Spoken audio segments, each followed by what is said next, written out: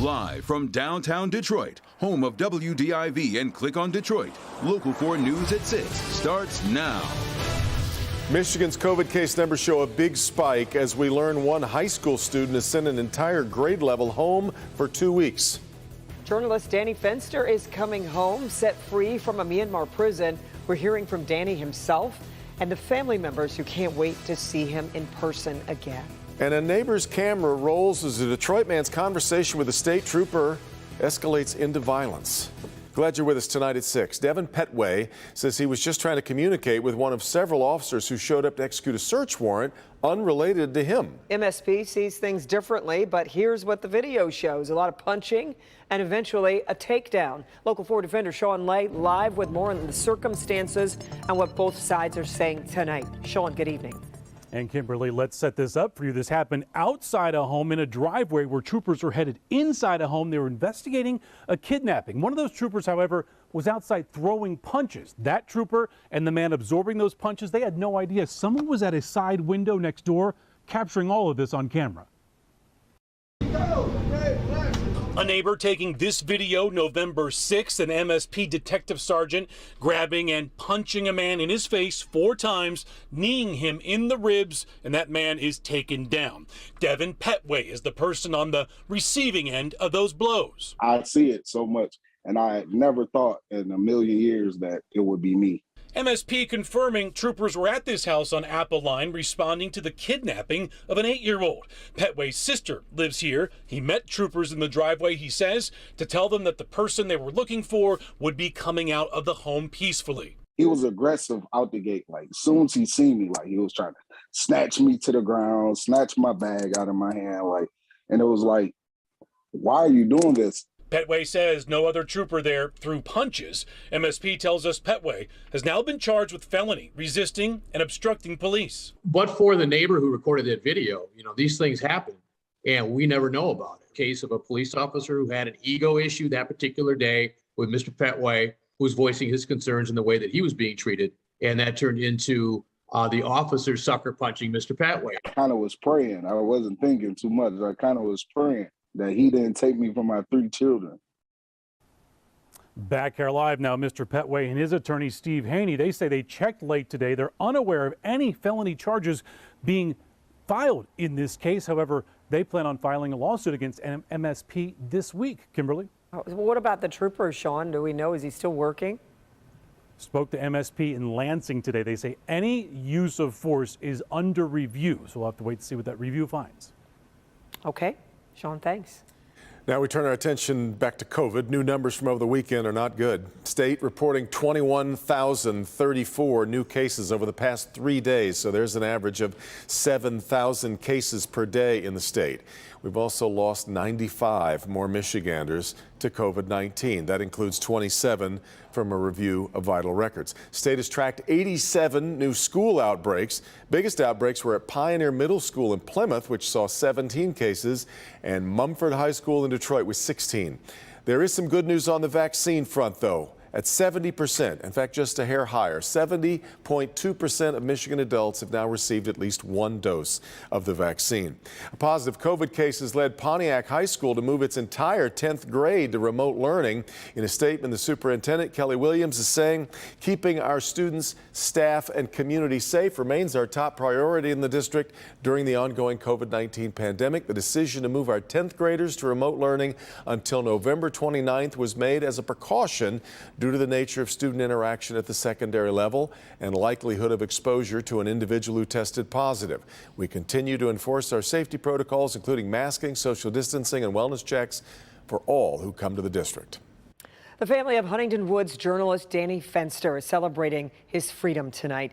Fenster was released from a Myanmar prison after a weekend of negotiations with former UN Ambassador Bill Richardson. Local 4's Rod Maloney is live in Huntington Woods, where he has spent the day speaking with the Fenster family to get their reaction. And Rod, I'm sure they are relieved tonight. Oh, you have no idea. You'll hear that in a second here. But, these are the signs that have been up all over Huntington Woods for the past 6 months. But they need to be changed now because, very happily, Danny Fenster has been freed. The family is feeling much closer tonight. Late this afternoon, Danny Fenster arrived in Qatar and said of his crazy whirlwind weekend. I was a little bit surprised. I knew it could have come that way, but I knew that there were still ways to get home from there. So I was just waiting to see what would happen. Meantime, here in Huntington Woods, the many free Fenster lawn signs dotting the landscape come a little extra tonight. The neighbors showing that they're glad to see he's free. Danny's family telling Local 4 it appreciates these gestures greatly. Danny's older brother Brian finds, though already a tight-knit family, their bonds are now forever cemented. It's brought us together. We sure have found out what we're made of. In terms of our relationship with Danny, we hope things are good. This is a hard 6 months for him. We're a very close family, and I think we've always, all of us have been demonstrative, and we love you and we're with you.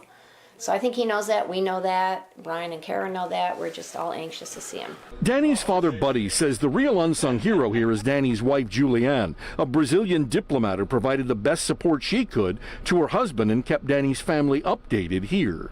She's been the rock. Yes. She's been the one that went to the prison and delivered the stuff and kept his spirits up. And she can take care of herself. Although I haven't met her yet, actually, I think that she's a strong woman. Well, what a reunion that is going to be. Now, as it stands, Julianne can leave Myanmar at her leisure, but there has to be a flight. Right now, there aren't that many flights, but the belief is that she'll be here in the next couple of weeks to meet the Fenster family here for the first time. Back to you. Wow, how exciting, and what a long time coming, Rod. I'm wondering, can you give us a little bit of a timeline? What's the family saying about when they're actually going to be able to lay their eyes on Danny in person?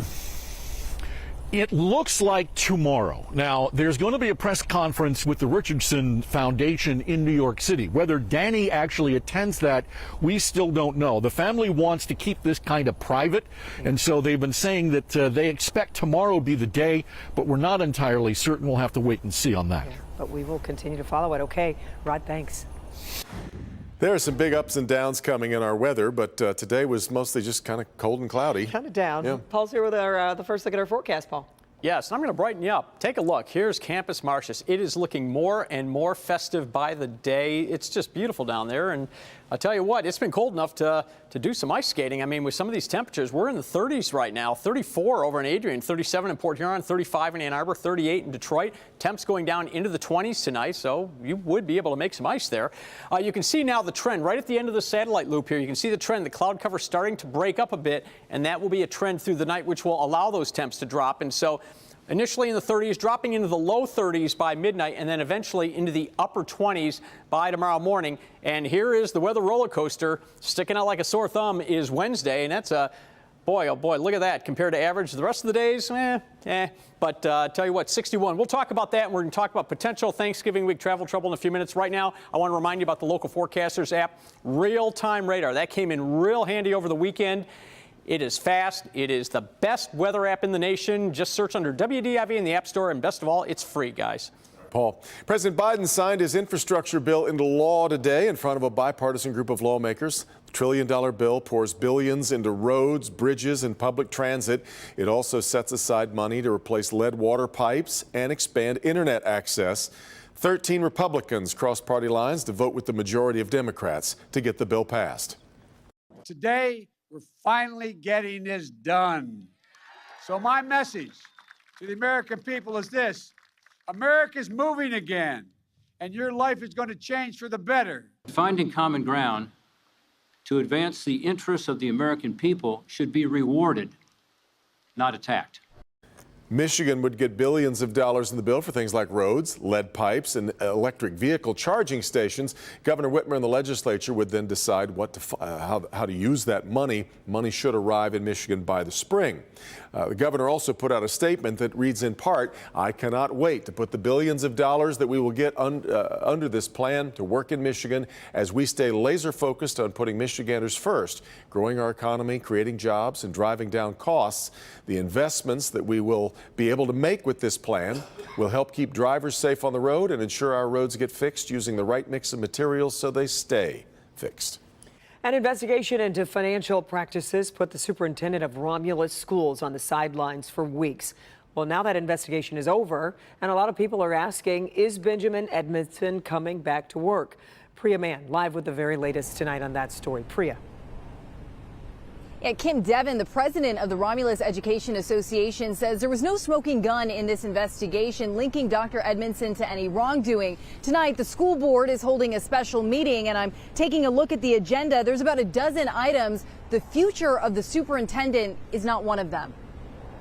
We want to know why it was not on the agenda for tonight's meeting. It's not clear whether the superintendent of Romulus Community Schools is coming back from paid administrative leave 1 week after an investigation into the district ended. There was nothing directly related to something that Dr. Edmondson did. We do not understand why he is not being brought back to work. This investigation wasn't about his future at the district. This investigation is about our finance department. School board president Debbie Piles is fighting back against allegations the board hasn't been transparent. I think they're in the dark because of the narrative that's being told. Our information is on the website. It's at board meetings. There definitely seems to be a hidden agenda that I think only 4 of the board members may know what that agenda is. The report's recommendation was that an outside agency needs to oversee the finance department for several months. We had $700,000 of competitive bidding that wasn't done.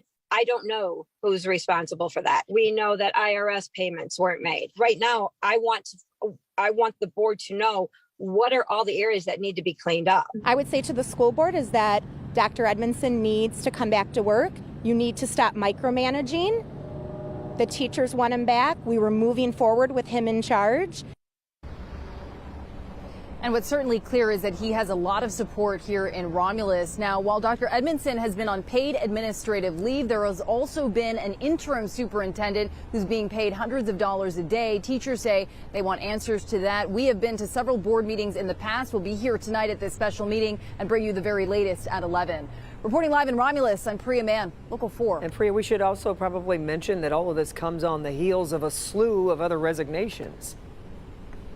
Yeah, that's right. In just the past few months, the interim finance director, an accountant, the head of HR, and the curriculum director have all resigned. And in some of their resignation letters, they have pointed to a toxic work environment. This has been a very vocal board meeting here in the past. And of course, we will continue to see what happens tonight. Yeah. Back to you. Stay on it. All right, Priya, thanks. Ahead, it's been a long wait for the basics for some seniors in unheated apartments. Grant? Space heaters using their stoves and ovens to keep warm overnight. Senior citizens in this apartment building here say they haven't had heat since last January. We get to the bottom of it coming up. Andrew He is winning